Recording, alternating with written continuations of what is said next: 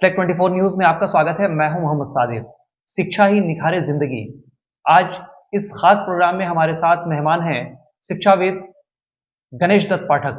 आइए उनसे सीधे जुड़ते हैं और जानने की कोशिश करते हैं कि शिक्षा का महत्व जिंदगी में कितना है, शिक्षा का मेन उद्देश्य क्या है लाइफ में।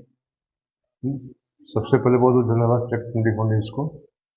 देखिए, शिक्षा बहुत सारे बच्चे पढ़ाई करते हैं, सारे बच्चे पढ़ाई कर रहे हैं, लेकिन दिक्कत ये होता है कि वो लोग शिक्षा का जो वास्तविक मतलब होता है उसको ना तो वो समझते हैं और ना कोई समझाता है। शिक्षा का उद्देश्य कभी भी ये नहीं रहा कि आप परीक्षा पास करें या आप केवल सिर्फ कोई नौकरी हासिल कर लें, ये नहीं होता है। शिक्षा का उससे व्यापक अर्थ होता है और व्यापक उसका संदर्भ होता है, वो होता है पूरी जिंदगी। आपकी जिंदगी है, किसी भी आदमी की जिंदगी है, कोई भी सफल हो असफल हो, उसके जीवन में बहुत सारी चुनौतियां आती हैं। उन चुनौतियों का वो सामना कैसे करता है, उसका सामना करने के लिए वो कितने तरीके निकालता है, जो भी चुनौती आती है उसका सामना करने के लिए। तो ये शिक्षा का मेन उद्देश्य होता है। आप चाहे आईएएस बन जाए, आप चाहे इंजीनियर बन जाए, आप चाहे डॉक्टर बन जाए, साइंटिस्ट बन जाए, कुछ भी बन जाते हैं। तो मेन चीज है कि आप जब ये बनते हैं तो उसके बाद आपके सामने बहुत सारी चुनौतियां आती हैं। उन चुनौतियों का सामना आप किस तरह से करेंगे, ये शिक्षा का मेन उद्देश्य होता है। इस चीज को समझना बच्चों के लिए जरूरी है और साथ में अभिभावकों के लिए भी जरूरी है और शिक्षक है उनके लिए भी जरूरी है। तो सर अक्सर होता है कि हम लोगों ने देखा है समाज में, या जिस तरह से घर में हम लोगों ने देखा है, गार्जियंस कहते हैं पढ़ाई करो, पढ़ना जरूरी है, पढ़ना जरूरी है। टीचर्स कहते हैं पढ़ना जरूरी है। जो रिश्तेदार नातेदार आते हैं वो भी कहते हैं पढ़ना जरूरी है। आखिर बच्चों के जहन में सिर्फ पढ़ना ही क्यों डाला जाता है? देखिए, आज का दौर प्रतिस्पर्धा का है, तो ये प्रतिस्पर्धा एक बहुत बड़ा तनाव भी सृजित कर रही है। इसके कारण हर लोग ये समझता है कि बस पढ़ना, लेकिन सवाल ये है कि पढ़ना है, लेकिन सवाल है पढ़ने का मतलब भी तो समझे, किस लिए पढ़ना है। इसलिए पढ़ना है कि हमें अपने अंदर जो अपना स्किल है उसको हम डेवलप करें, जो हमारा कौशल है उसको वो हम डेवलप करें, जो हमारी सोच है उसको थोड़ा मौलिक हम अंदाज दें, रचनात्मक तरीके से किसी को सोचे, क्रिएटिव सोच को अपनाएं।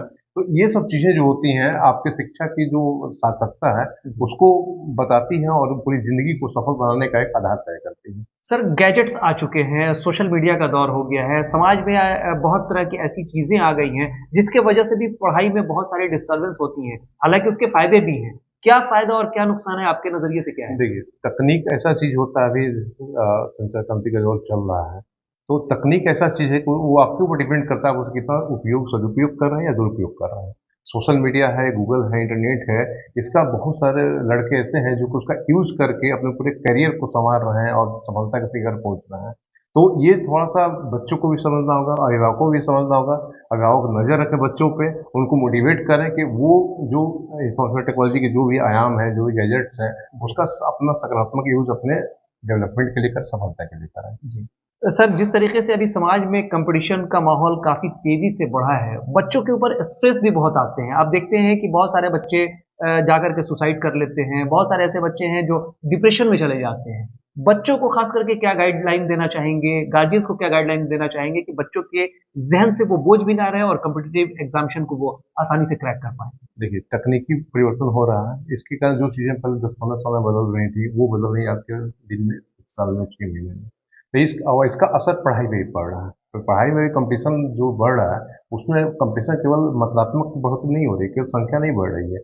आप ये समझिए कि गुणात्मक बढ़ोतरी भी हो रही है उसमें, क्योंकि उसका क्वालिटी बहुत ज़्यादा कंपटीशन का बढ़ रहा है। तो ऐसे में बच्चों को केवल आप ये सोचें कि हम उसको संसाधन मुहैया करा दें, उनको हम पढ़ने के लिए केवल बोल दें, ऐसा नहीं। उनके साथ थोड़ा सा उनको मोटिवेट करना होगा, उनके साथ उनको सकारात्मक सोच वो लेके चलें और वो हमेशा प्रसन्न रहें। इसके लिए उनको थोड़ा सा एक मानसिक तौर पे भी सपोर्ट करना होगा।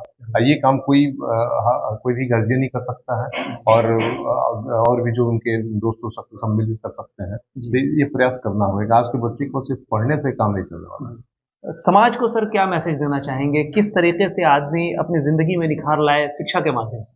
देखिए, हम जन्म लेते हैं, सब कोई समाज जन्म लेता है, लेकिन वहीं जब बच्चा जब पढ़ता है, उसके बाद जब वो करियर बनाता है, तो कोई आईएएस बनता है, कोई बेरोजगार हो जाता है। ठीक है, ये सबसे बड़ी चीज ये है कि जो भी बच्चा है, जो आप उसको ये समझाना चाहिए हर अभिभावक को कि ये शिक्षा है, ऐसा चीज है जो कि आपको आपकी जिंदगी को बिल्कुल मतलब बहुत ही सुंदर बना देगा, बहुत ही सफल बना देगा, बहुत ही समृद्ध बना देगा। तो उसके मतलब को समझें और उसके लिए अपना प्रयास करें।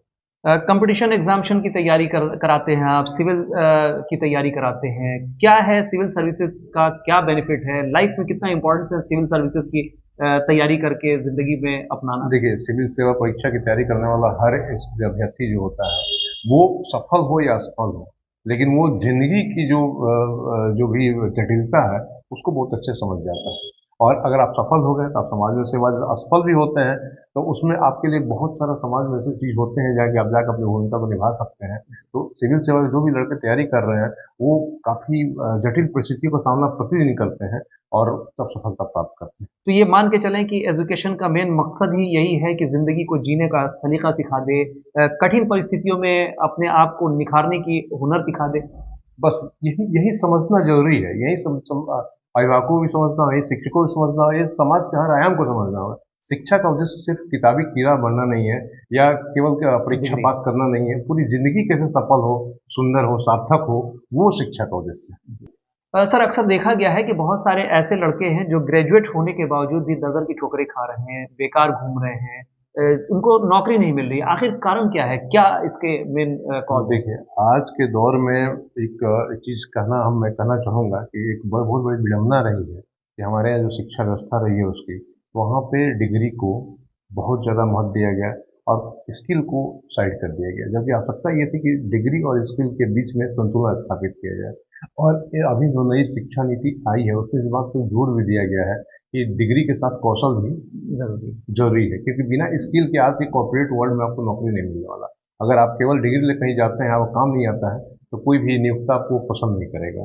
तो इसलिए जरूरी है कि बैलेंस बनाइए, डिग्री भी आपके पास हो और स्किल भी आपका डेवलप करे, आपका स्किल विकसित हो, इस पर आपको प्रयास जरूर ध्यान देना चाहिए। सर, चलते चलते एक अंतिम सवाल करना चाहेंगे कि बच्चों को कैसे कंसंट्रेट करना चाहिए कि वो पढ़ाई में बेहतर कर सकें, और क्या कुछ ऐसा करना चाहिए कि उनकी पढ़ाई का जो स्टैंडर्ड है वो दिनों दिन बेहतर होता चला जाए? देखिए, जब वो सपना देखते हैं ना, कोई एक जज्बा उनके मन में आ जाता है कि हमको ये सफलता प्राप्त करनी है, ये हासिल करना है, तो वो खुद ब खुद अपने लाइन पे चले आते हैं। तो ये जरूरी है कि जो अभिभावक है वो उनको सपना दिखाएं कि बेटा आपको ये करना है।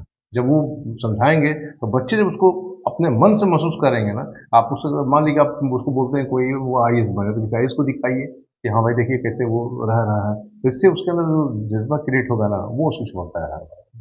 बहुत शुक्रिया सर हमसे बात करने के लिए। तो ये थे हमारे साथ शिक्षाविद गणेश दत्त पाठक जी, जिनसे आज हमारी बातें हो रही थी। फिर मिलते हैं किसी और नई शख्सियत के साथ शिक्षा ही निखारे जिंदगी प्रोग्राम के तहत। तब तक के लिए हमारी पूरी टीम को दीजिए इजाजत और देखते रहिए Select 24 न्यूज को। लाइक, सब्सक्राइब, शेयर जरूर करें। साथ ही हमारे फेसबुक पेज को भी फॉलो, लाइक, शेयर, कमेंट करना ना भूलें और हमारे वेबसाइट www.select24news.in पर विजिट जरूर करें। अब आपके शहर सिवान के लक्ष्मीपुर में भरपूर सुविधाओं के साथ खुल गया है hotel select and marriage hall.